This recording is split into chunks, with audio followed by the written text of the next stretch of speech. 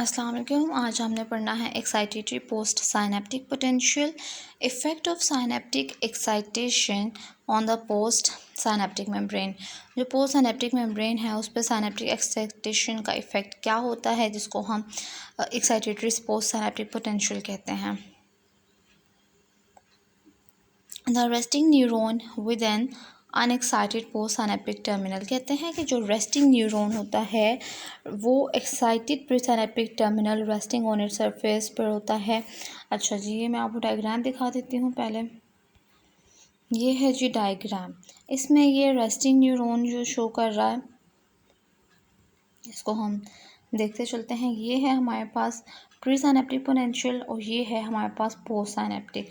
ये जो कंडीशन है ये रेस्टिंग न्यूरॉन में है। ये जो है अंदर ये है जोमा, इसको हम कहते हैं जोमा। ये प्री साइनेप्टिक हो गया, ये पोस्ट साइनेप्टिक हो गया, ये साथ में एक्सोन स्टार्ट हो रहा है इसका, ठीक है। और ये रेस्टिंग स्टेज में है। तो रेस्टिंग न्यूरॉन में कहते हैं ये जो प्री साइनेप्टिक पोटेंशियल है ये रेस्टिंग सरफेस पे है और ये पोस्ट साइनेप्टिक पोटेंशियल है। अच्छा, तो कहते हैं रेस्टिंग न्यूरॉन जो है वो अनएक्साइटेड, जो हमने प्री साइनेप्टिक टर्मिनल देखा था वो अनएक्साइटेड है रेस्टिंग सरफेस पे। Resting membrane potential everywhere in the soma is -65 millivolts. अब ये आपने देखा था, यहाँ पर ये इन्होंने शो किया हुआ है कि ये जो ये -65 मिलीवोल्ट्स जोमा के अंदर हर जगह पर, ये अगर रेस्टिंग न्यूरॉन होगा तो जोमा के अंदर जो पोटेंशियल होगा वो -65 मिलीवोल्ट ही होगा। फिर कहते हैं जो प्री साइनेप्टिक टर्मिनल है उसने सिक्रीट करना होता है excitatory transmitter into the cleft synaptic. Cleft जो होता है दो न्यूरोनल के दरम्यान में जो जंक्शन होता है, जो गैप आता है, उसको हम क्लेफ्ट कहते हैं between the terminal and the neuronal somal membrane. तो इसको देखें यहाँ पर ये क्या बता रहे हैं, इसमें बताते हैं। ओहो, इसको तो हम जूम कर लें पहले, फिर ज़्यादा अच्छा क्लियर हो जाएगा। अच्छा जी, इसमें कहते हैं ये है, ये जो जगह है ना यहाँ पे ये क्लेफ्ट है। अब ये जो प्री साइनेप्टिक पोटेंशियल है इसने क्या करना है, इसने सिक्रीट करना है एक ट्रांसमीटर सिक्रीट करेगा जो कि इसमें जाएगा और फिर रिएक्शन जो शो करेगा वो हम पढ़ेंगे। तो ये प्री साइनेप्टिक टर्मिनल था, इसने सिक्रीट करना था एक्साइटेटेड टर्मिनल, और वो क्लेफ्ट में सिक्रीट करना था जो कि कहाँ पर होता है, टर्मिनल और न्यूरोनल जोमल मेम्ब्रेन के दरमियान में। ये जो ट्रांसमीटर होता है ये एक्ट करता है मेम्ब्रेन एक्साइटेटरी रिसेप्टर पर। जो जोमल की मेम्ब्रेन थी वहाँ पर एक्साइटेटरी रिसेप्टर होंगे, वहाँ पर जाकर ये ट्रांसमीटर एक्ट करेगा। एक्ट क्यों करेगा, इसने इंक्रीज़ करना होता है मेम्ब्रेन की परमिएबिलिटी सोडियम आयंस के लिए, ताकि सोडियम आयंस की परमेबिलिटी ज़्यादा हो तो सोडियम आयन ज़्यादा से ज़्यादा अंदर मूव कर सकें। Because of the large sodium concentration gradient and large electrical negativity inside the neuron, कहते हैं कि जो क्यों अभी इसने सोडियम की परमेबिलिटी को ज़्यादा करने के लिए क्यों ऐसा करना है, क्योंकि लार्ज सोडियम कंसनट्रेशन ग्रेडियंट की वजह से और लार्ज इलेक्ट्रिकल नेगेटिविटी न्यूरॉन के अंदर होने की वजह से सोडियम आयंस जो हैं वो डिफ्यूज़ करते हैं रैपिडली, ताकि वो डिफ्यूज़ करें और ज़्यादा से ज़्यादा मेम्ब्रेन के अंदर मूव कर सकें।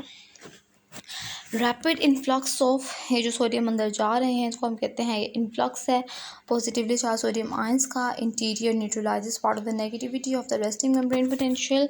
इसका मतलब ये है कि जो पॉजिटिवली चार्ज सोडियम आयन है उसका जल्दी से इन्फ्लक्स होगा न्यूरॉन के अंदर, और इंटीरियर का जो नेगेटिविटी पार्ट है रेस्टिंग मेम्ब्रेन पोटेंशियल का उसको क्या कर देगा, न्यूट्रलाइज कर देगा। और उसके बाद रेस्टिंग मेम्ब्रेन पोटेंशियल क्योंकि जब न्यूट्रलाइज करेगा तो साथ क्या होता जाएगा, पॉजिटिव डायरेक्शन में इंक्रीज़ आता जाएगा। पहले जोमा के अंदर -65 पोटेंशियल था और अब उसके अंदर -45। जब सोडियम ने अंदर जाना स्टार्ट किया तो जो जोमा के अंदर पोटेंशियल था वो -45 मिलीवोल्ट्स हो जाएगा।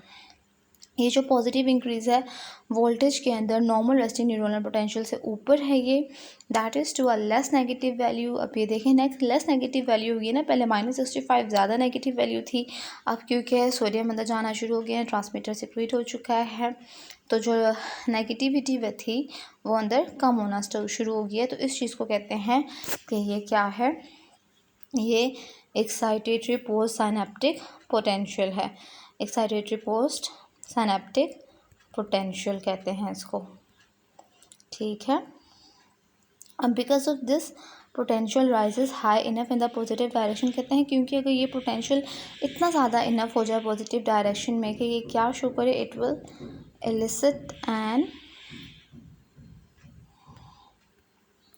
Action potential. फिर क्या मतलब कि अगर ये पॉजिटिव डायरेक्शन में जाता जा रहा है, जैसे तो मॉर्निंग -45 मिली वोल्ट्स था, फिर -45 से -25 पे चला जाएगा, -5 पे चला जाएगा, तो इस तरह से अगर ये जाता जाएगा तो ये action potential post synaptic neuron में शो कर देगा, तो फिर वो एक्साइट हो जाएगा, मतलब कि उसके अंदर एक्शन पोटेंशियल जनरेट हो जाएगा। इस केस में क्या होता है, जो EPSP है, एक्साइटेटरी पोस्ट सिनेप्टिक पोटेंशियल, ये +20 मिली वोल्ट्स होता है। इसका मतलब ये है कि 20 मिली वोल्ट्स ज़्यादा पॉजिटिव वैल्यू होती है as compare to resting value. ये देखेंगे था -65 था रेस्टिंग न्यूरॉन में, ये है -45 मिली वोल्ट्स, -45 मिली वोल्ट्स है एक्साइटेड न्यूरॉन में है। तो इन दोनों वैल्यूज़ में 20 वैल्यूज़ का डिफरेंस है। आगे कहते हैं discharge of a single presynaptic terminal can now increase the neuronal potential. जो सिंगल प्रीसाइनेप्टिक टर्मिनल है वो क्या कहते हैं कि अगर ये जो प्रीसाइनेप्टिक टर्मिनल अगर सिंगल कोई ट्रांसमीटर डिस्चार्ज करता है तो वो कभी भी न्यूरोनल पोटेंशियल इतना इंक्रीज़ नहीं करेगा कि वो -65 मिली वोल्ट से सारा का सारा जो ट्रांसफ़र हो गया वो -45 मिली वोल्ट तक कर दे। एक सिंगल ट्रांसमीटर कभी भी इतना जो है वो काम नहीं कर सकता। तो कहते हैं an increase of this magnitude, इस मैग्नीट्यूड को इंक्रीज़ होने के लिए साइमल्टेनियस डिस्चार्ज, हमें मैनी टर्मिनल्स, बहुत से टर्मिनल का डिस्चार्ज होना एक ही वक्त में ज़रूरी है, जो कि कम अज़ कम कितना होना चाहिए, 40 to 80 usual anterior motor neuron के लिए 40 to 80 transmitters at a time पे डिस्चार्ज होना ज़रूरी है, एट द सेम टाइम और इन रैपिड सक्सेशन। ये कहते हैं कि ये जो साइमल्टेनियस डिस्चार्ज होगा एट अ टाइम, एक पोटेंशियल जो एक्साइटेटरी पोस्ट सिनेप्टिक पोटेंशियल है वो जनरेट हो सके एट अ टाइम, इतना ज़्यादा टर्मिनल्स को डिस्चार्ज होने को हम जिस प्रोसेस में ये होते हैं उस प्रोसेस को कहते हैं summation. So it's all about excitatory post synaptic potential. इसको हम डायग्राम के फिगर में भी जो नीचे लिखा हुआ है इसको पढ़ लेते हैं, और इसके बाद हम पढ़ेंगे थ्रेशहोल्ड फॉर एक्साइटेशन। अच्छा जी, हम इसको देखते हैं। कहते हैं 3 स्टेट्स ऑफ अ न्यूरॉन की 3 स्टेट्स हैं। एक है रेस्टिंग न्यूरॉन जिसमें normal intra neuronal potential -65 millivolt है, जो हमने रेस्टिंग न्यूरॉन में कंडीशन देखी थी इसमें। फिर कहते हैं बी में neuron in an excited state में less negative intra neuronal potential है -45 मिली वोल्ट, और वो सोडियम इन्फ्लक्स की वजह से हुआ है। और जो इनहिबिटेड न्यूरॉन है इसको हम inhibition of post synaptic potential में देखेंगे। Thank you. So it's all about excitatory postsynaptic potential. अगर आपको कोई बात, कोई क्वेश्चन है, कोई समझ नहीं आई है तो आप कमेंट सेक्शन में पूछ सकते हैं।